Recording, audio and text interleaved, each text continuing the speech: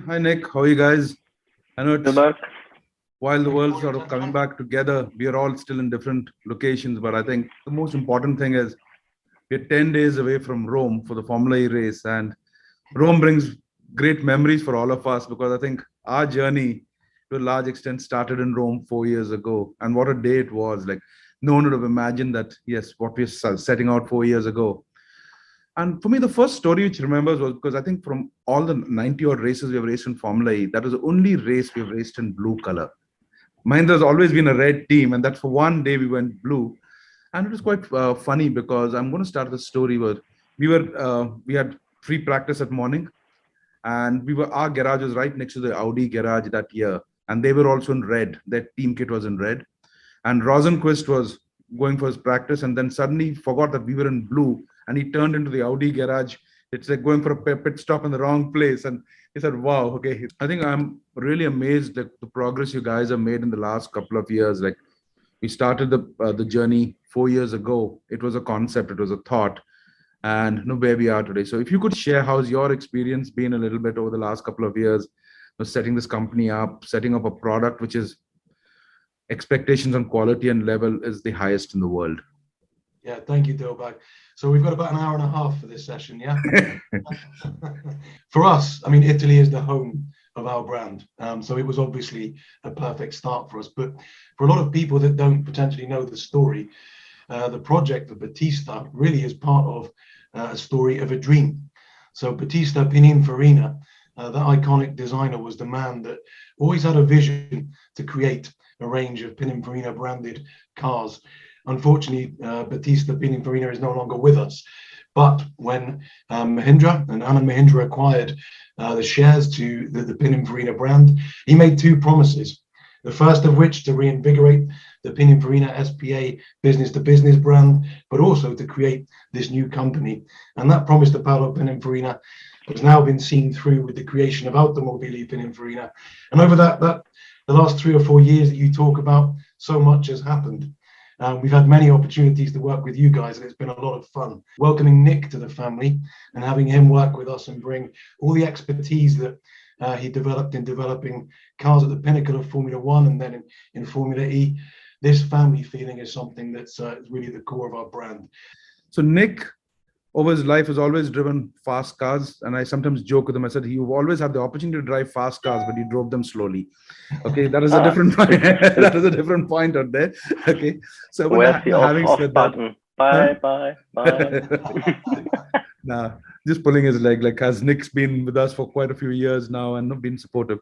So Nick, in your experience of the various cars you have driven and like developing a car from scratch, it's a new experience from you, right? Like taking a product and developing a car. Share some of your experiences and highlights in terms of, because you've always others bought a car or you've got a car. This is where you're making a car. Yeah, it's a totally new experience for me. And obviously I've been involved a lot in developing race cars, which I think we all believe was important for me also why to join Automobili Pininfarina. But as I said, it's a totally different journey and something I really did look for and enjoyed over the last couple of years. But as both of you shared some anecdotes, I also want to give you one. Obviously, it's probably the perfect fit that I've been in Formula One as well as in Formula E. And on the first couple of events with Automobili Pininfarina, whether it was with journalists or possible clients, usually the question came along like, "So Nick, how is it gonna be to drive the Battista? You're probably the only person here who knows how it's gonna feel." And my answer was always like, "No, I have no idea," because the Battista will be a lot more powerful and accelerating a lot more quickly than even a Formula One car. So F1, I think, when I was there, accelerated 2.4 seconds, 0 to 100, and the Battista will be less than 2 seconds. So that was always a bit of a funny story when everybody thought, yeah, he will know. And I said, no, I have no idea. It's going to be even more extreme. So Nick, okay, once you jumped into this car, okay, you know it's fast. You know it's going to get off the line fast. You've driven electric cars. You've done Formula E. But when you first sort of hit the throttle, did your mind still like sort of process that, okay, this car is going as fast as I expected it to go? The first thing is that it was more easy to drive than I anticipated. Because the first time I drove it in Nardo, actually in Italy, we had no traction control, we had no torque vectoring, the tires were not hot, let's put it that way, and at the same time there were nearly 2,000 horsepower at hand. So me, as well as now also when I speak to many new clients, I was a little worried that I would just smoke the tires and the car would be undrivable. But actually still now it's a car that I enjoy probably to drive most with all the systems off, because the fundamentals and basics of this car are so nice that even without traction control and everything that the car gives you, the car is drivable. So that is the first major memory and experience I have with this car. The acceleration is really mad, but still drivable. And we always say it's a hyper GT. It's not a track weapon that we produced. It's luxurious, it's beautiful, it should be fun to drive everywhere. But when you drive it on a race circuit, the performance not only in straight line, but also in corners is mind-blowing. And even more for the clients than for myself, because I've obviously driven in race cars, but for a car that weighs around 2 tons, it is really unbelievable. And the third, and probably for me personally, the most important one also to share with our clients, is that from my own experience, I expected that I feel the acceleration and it's like, okay, I've done it, fantastic, that's it. But each time I get back into the car, Yes. it's the same again. I cannot believe it, and it puts a big smile on your face again. And I think it's great to experience that yourself, because this is also what we hope to see in our clients' face and expressions and experience, that they will enjoy the car not only once but over and over again. So Dan, when you guys set out on this ambitious path, right, and especially for an organization like Mahindra, where I keep joking with people, I said, like in India, we used to make the world's slowest electric car when we had the E2O. Like when people used to ask us, what's the time from 0 to 60? We say, couldn't do 60, literally. Okay, like Nick had the chance of driving at the Buddh circuit, okay, on a F1 track, driving the E2O in India. It was like, and a guy like me who doesn't run, I think I could jog faster than him at that point in time in that car. So Dan, like, what is the approach to this product? Like, because we're making something which was one end of the spectrum in the world. Like, it's not even somewhere in the middle of where the world was. Okay, we said, okay, we're going to go out there and make it. It's a great question. And you need to think a lot about the customers that already collect cars and their understanding and the values they have behind particularly hypercars to really get a feel for what we've done. And I mean, the ambition was always to create a hyper GT, not a track weapon, not a car that is a one-trick pony, because we know that performance is an assumption with this car. Just look at the numbers. The experience is what we want to ensure that people know they are buying into with Battista. Battista is a car that needs to offer more of everything, an experience like no other. And I think this year we're really happy to be celebrating a number of awards, particularly for that vehicle, from Top Gear, from the Concorso d'Eleganza, from GQ, all of which says the guys are on track. So we're very, very humble, but very proud of what's been achieved. See, Dan, when you got behind this car, okay, like we're talking about electric, you're talking about new technologies, we're talking about numbers which are off the charts, and we kept repeating it. At the same time, you also went for classic beauty. Okay, like when you look at the product, okay, like not many people look at like electric, future, the like edgy stuff, but you made something which is like, I think, which is going to be perpetually beautiful. It's not today beautiful, it's going to be like perpetually. It's like when you look at it. So what is the thought of blending, like where you blend at one end technology to that level, at the other end you brought out an aesthetically, and if I can use this word, it's an aesthetically perfect product. Well, I think on behalf of our design team, they'd be very humbled and grateful for you saying that, Dilbagh.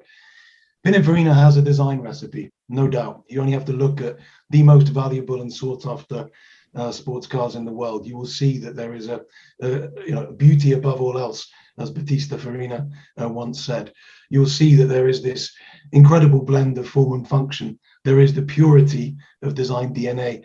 All of that will make them timeless in their beauty. I was quite lucky to see the launch at Geneva when we did it in I think 2019 February, and then in April 2019, exactly 1 year of the launch of a company, when it was a concept. I think we just had a logo called Automobili Pininfarina when we launched the car in Rome, and 1 year later there was a show car in Rome. And I think the world was again blown out, saying that there couldn't be another organization from an idea, like when like you're like literally a thought to have a product at the same location 1 year later. And now what, 4 years down the line, you're very close to giving customers the cars. And Absolutely. should the world have been a bit more normal in the last year and a half, customers would already potentially have had this vehicle. Because the creativity doesn't stop when you're a design brand. So the future, I can honestly say, of Automobili Pininfarina, that begins with Battista, but will grow. That is certainly developing rapidly too. I also think, if I might jump in here, that part of the reason why the team achieved so much in the last 1.5, 2 years during difficult Corona times is the fact that it's a startup. And this is also part of the reason why I did join and did like to join Dilbagh. You know, that's what I also enjoyed coming to Mahindra, to be part of a startup, to build the team. And what I found is that the motivation and the passion in a startup is completely different compared to a huge company. For me personally, okay, growing up in India, like where we were like sort of quite disconnected from the rest of the world, we used to only see posters of the Ferraris and stuff like that. And those are magazines which used to reach us like 4 months later afterward, if it did get to us at all, or some family member coming across. And then one day to be a part of the family, I just can, like, for me, it's like I have to pinch myself, okay, when I see the logo Pininfarina, because it's got class, it's got credence. And like even when we walked in, I think after we acquired Pininfarina, when Mahindra sort of came in and we went in for our meetings at Formula E, etc., it was like a different thing. People realize the seriousness of what Mahindra are trying to achieve out here and where we are trying to take this project. And now with the delivery of Battista coming around the corner, I think we're sort of going to prove the world that, yeah, to make from a paper sketch to a delivery of maybe potentially one of the world's best cars in 4 short years, it's just amazing. And I think Dan and Nick, you guys have sort of been amazing out here to sort of take on, and we sometimes really enjoy carrying the brand on our car and the association.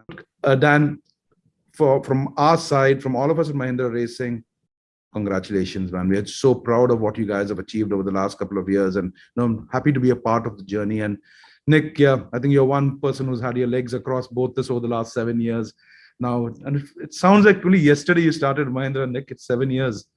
Okay, 3 years of the team, and then 4 years post the team in terms of your various roles. So thanks, guys. Look forward to it. Take care, guys. All the best. Appreciate it. Thank you, Nick. Thank you. Take care. Thank you very much.